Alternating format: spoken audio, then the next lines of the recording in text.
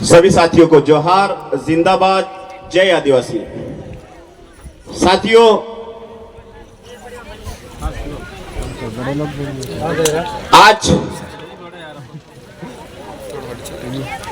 आज के दिन मेरे कार्यक्रम खूंटी झारखंड में था, उसको कैंसिल करा मैंने इसलिए कि शायद ये जल जंगल जमीन की लड़ाई का आंदोलन है। साथियों, प्रश्न खड़ा होता है, ये आंदोलन, धरना प्रदर्शन आंदोलन, भाषण और ज्ञापन कब तक? आखिर में ये कब तक? भाषण, आंदोलन, धरना प्रदर्शन, आंदोलन, भाषण और ज्ञापन हम करते ही जा रहे हैं और हमारी जमीन छीनती जा रही है। इसका मतलब ये रास्ता ठीक नहीं है। अब शासन प्रशासन से खुले तौर पे पूछ लेना चाहिए कि आप कौन सी भाषा समझना चाहते हो, संविधान की या क्रांति की? हम कंफ्यूजन में नहीं रहना चाहते, क्योंकि जब हम संविधान की बात करते हैं आप संविधान की बात नहीं मानते हो। जब इस देश के संविधान ने बोल दिया कि आदिवासी इस देश का मालिक, तो यह प्रश्न कैसे खड़ा होता है कि सरकारी जमीन, अरे जमीन गांव की होती है, सरकार की नहीं। और सरकार कौन? ये टेम्परेरी सरकार जो आज गिर जाए, जो ईवीएम से बने ये सरकार।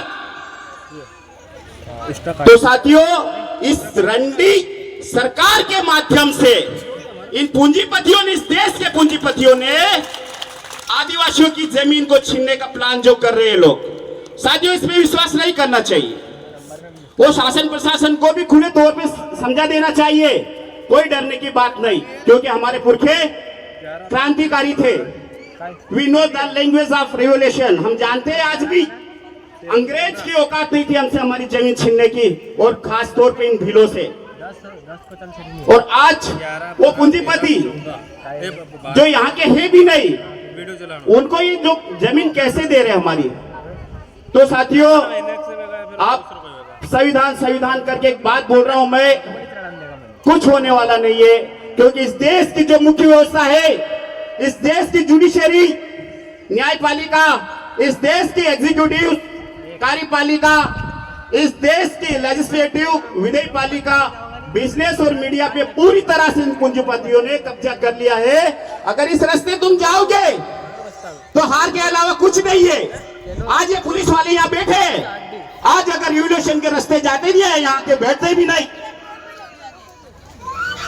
तो साथियों, आपकी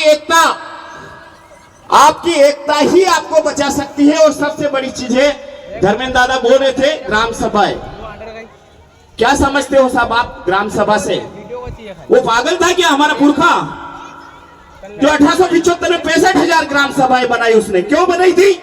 क्योंकि 10 लाख सेना का फोर्स था अंग्रेजों के पास, जिसके आधार पर ये सेठ जमींदार साहूकार हमारी जमीनें छीन रहे थे। उसका काउंटर कुछ नहीं था, एक ही था कि हर गांव में ग्राम सभाएं बनाई और कम से कम 100 जो गोरिल्ला वॉरियर्स हम खड़ा करें। और हमारे पुरखों ने करा, 65,000 ग्राम सभाएं करी, उसको इंटू आप 100 से करिए कितना, 65 लाख।